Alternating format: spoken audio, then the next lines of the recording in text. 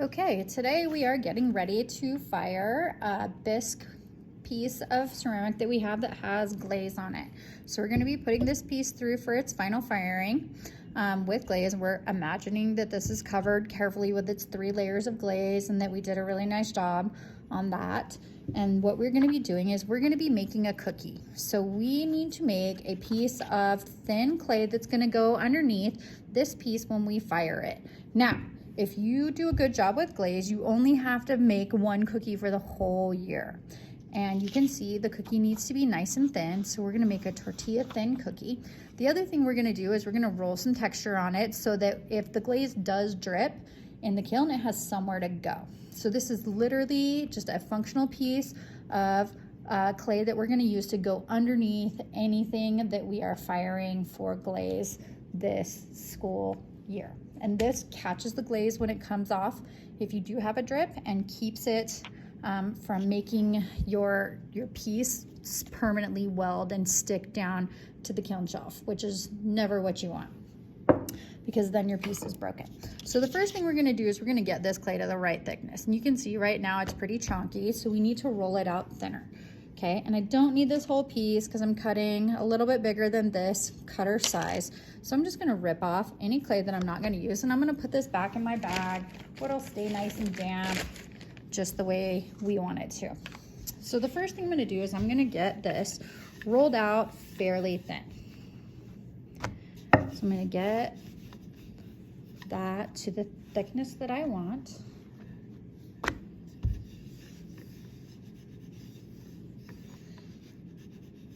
And this is a functional piece, and so we're not super worried about craftsmanship. And so part of this is the thinness I want, some of it is not. So I'm gonna roll it a teeny bit thinner, keeping in mind that I am gonna be able to, or that I'm gonna need to roll the texture roller over the top. Now, before I do the texture roller over the top, I need to put my signature stamp on the back of this so that I can identify this as my cookie.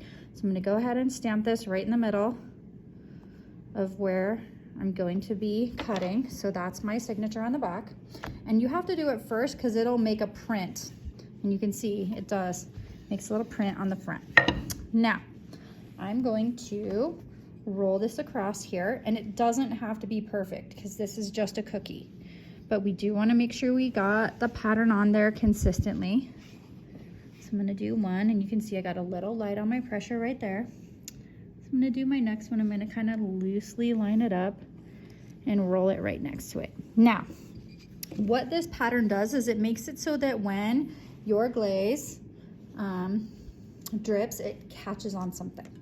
Okay, so looking at the size and thinking about what size cookie do I think I'm going to need all year, I'm going to use my cutter, and I'm gonna just kind of roll it out so it's nice and big, making the biggest circle that I can make with this cutter. Okay, and once I have that, I can just peel off the extras, and those can get wedged right back into some nice clay for the next thing that I'm gonna do with them. And I have my cookie. The thing I like to do with my cookie is I like to just tilt the edges up a little, just so that I feel like it's gonna catch everything. Almost looks like a waffle cone. Okay, and so now anything that I'm firing that's at, this same circumference can fit on this cookie. And so I can use this cookie over and over for every piece that I'm making, and that's gonna go with my piece that is glazed. I'm gonna be able to set this on top of here and put my glaze ticket in there and be ready to go and be able to show that I'm ready to have my work fired.